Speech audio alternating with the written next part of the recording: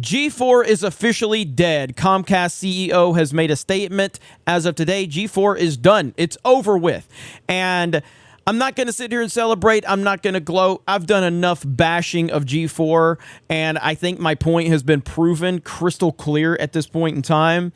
So what I want to do now is focus on what my tweet here says, but also give some further context as to how this did happen, which I've touched on many a times, but we're gonna go over it one more time.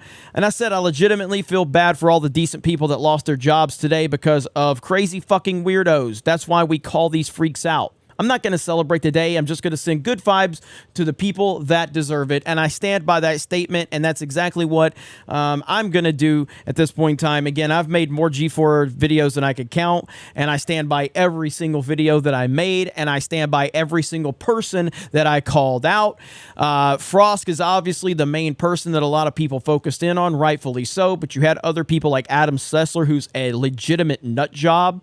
I've actually got this, an old post from Bounding here where he says he wants his Republican family members to die. You got Blair Herter, who was the senior vice president, who stood by Frost Grant, told people, hey, if you don't like it, don't watch us. If you don't stand for us for this, then don't watch us. We don't want you. And clearly people listened. But here's something pretty interesting that happened.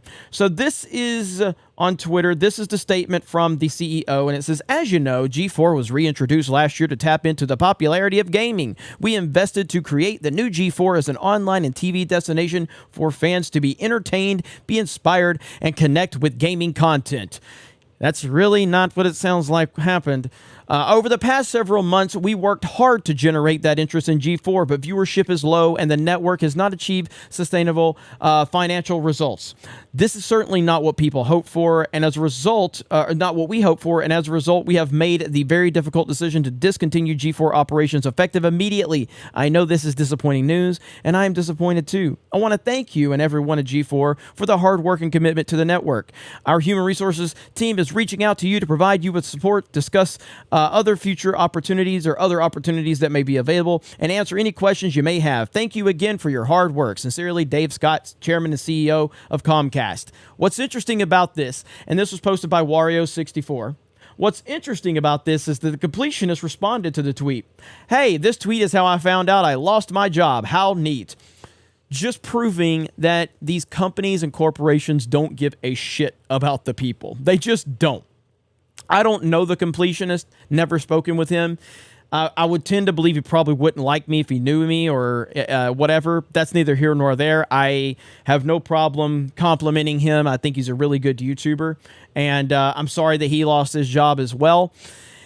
And there's a lot of people there that have lost their jobs today, and that's the sad, sad reality of this situation. And I kind of go back to my tweet where I was talking about this, where crazy weirdos are why these jobs were lost today. Crazy freaking weirdos that wanted to attack the fans, wanted to create a fake victim narrative, wanted to constantly trash someone for having a difference of opinion. And it's not that people there at G4 had these opinions. That's not the problem. The problem was those voices were the only opinions that seemed to be allowed at G4. As I've said, here at Geeks and Gamers, we have all types of difference of opinions. Now, obviously, my opinion is the predominant one that people latch on to because I'm the creator and owner of Geeks and Gamers, but we have a lot of different opinions around here, and I encourage that. I encourage different opinions. Geeks and Gamers does not have an opinion. The company, the brand, has no opinion whatsoever. It's not there to tell you if a movie is good or bad. It's not there to tell you who to vote for. It's not there to tell you if a game is good or bad or whether you should play it or whether you should believe this or do that. It's not there. The company, the name, Geeks and Gamers, is there to represent the individuals that are part of Geeks and Gamers, and the individuals can say whatever they want and have whatever opinions they want. And that's what we encourage. You can do whatever you want as long as it's legal. You can do whatever you want and be part of our community here on the internet. It doesn't matter who you voted for. It doesn't matter if you put pronouns in your bio or if you don't put pronouns in your bio. It doesn't matter what you do, who you sleep with. It doesn't matter. It doesn't matter what your religion is. It doesn't matter what games you play. As long as you're a level-headed, thinking human being, you're welcome here. And G4 and the way that they ran that company was the counter opposite. You had Adam Sessler saying he wants his Republican family members to die. His entire Twitter feed is just about how the horrible Trump supporters are and how basically the narrative he was building is that you could not support Trump and be in his vicinity. You could not, because he would essentially have to disassociate, something I've heard a few times on the internet. He couldn't be associated with you. That's the narrative he was pushing, because he's not allowed to say anything else because of his warped, TDS, effed up mind that he has. You heard Frost say the same thing. I don't want Trump supporters supporting me. I don't want Trump supporters anywhere near. You heard Blair Herter say the same shit. Always about politics with these weirdos, because that's the mindset that they have. And it's sad that that's where we are with G4, but it is the reality. It's the reality that we told you was going to happen.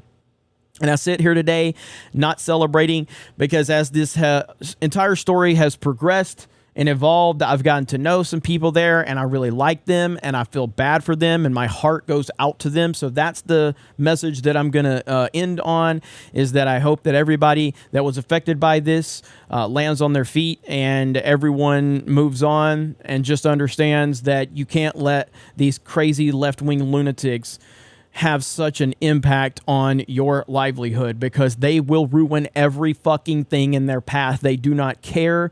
They don't understand, and they don't care what they're doing. All they care about is their fake fucking narrative that they're trying to push onto everyone else, and they don't care how it impacts the people that are around them. You guys have a great day. Thank you very much for checking out this video, and we will talk to you later.